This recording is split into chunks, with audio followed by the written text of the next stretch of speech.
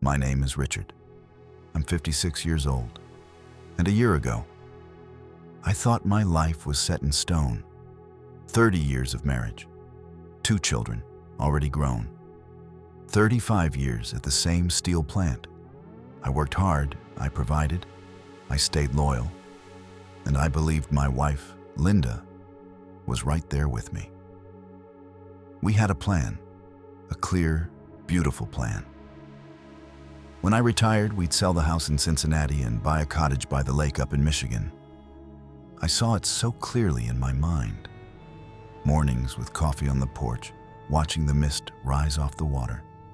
Fishing at sunrise, afternoons in the garden, grandkids running barefoot through the grass, evenings by the fire, just the 2 of us. That was the dream, the reward for a lifetime of loyalty. But here's the truth I learned. Even the strongest looking house can be made of paper. And when the fire comes, it doesn't smolder. It burns fast. Linda had always been admired in our community. She was the one who baked pies for the church raffles, who organized book drives at the library, who never forgot a birthday. People saw her as dependable, reliable, the kind of woman you could trust.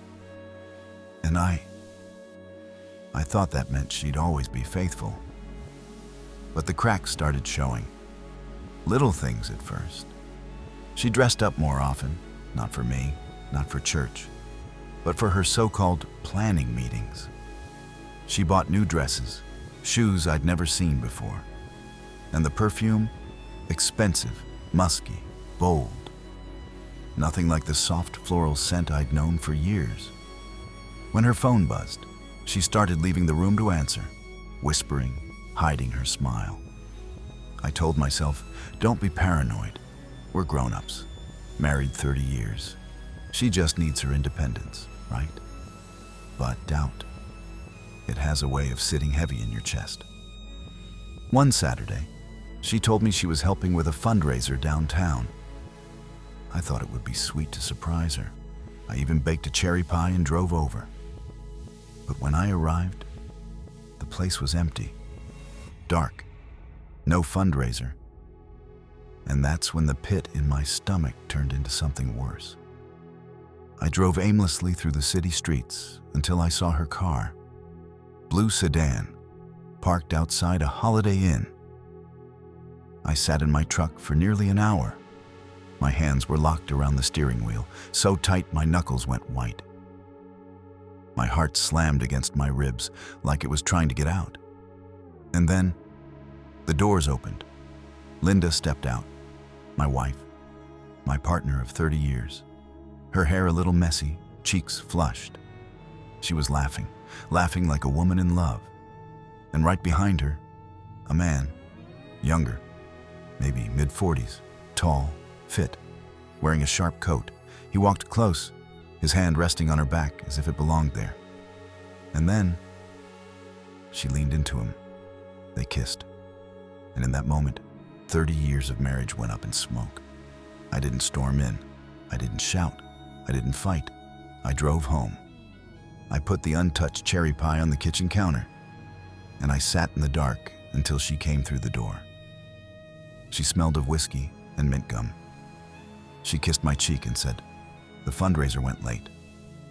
That was the moment I knew my marriage was already dead.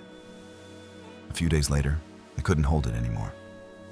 Over dinner, I asked, "Linda, is there someone else?" She froze.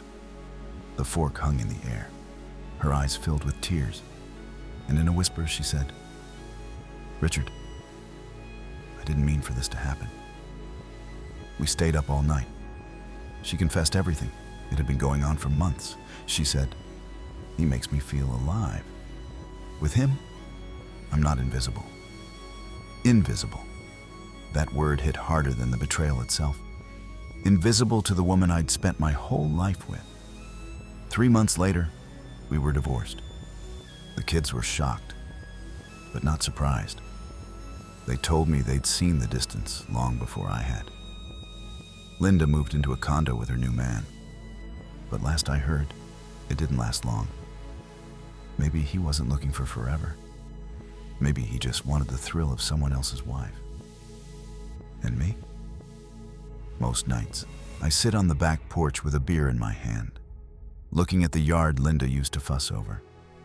The flowers she planted have withered, and I can't bring myself to replant them. Sometimes I reach for the phone, thinking I'll tell her something funny, something small. And then I remember, she's not mine anymore. They say time heals all wounds, but I don't buy it. Some wounds never heal, they just scar over. So when my friends talk about growing old together, I smile, I nod. But deep down, I know the truth. Sometimes the person you thought you'd grow old with was never planning to stay that long.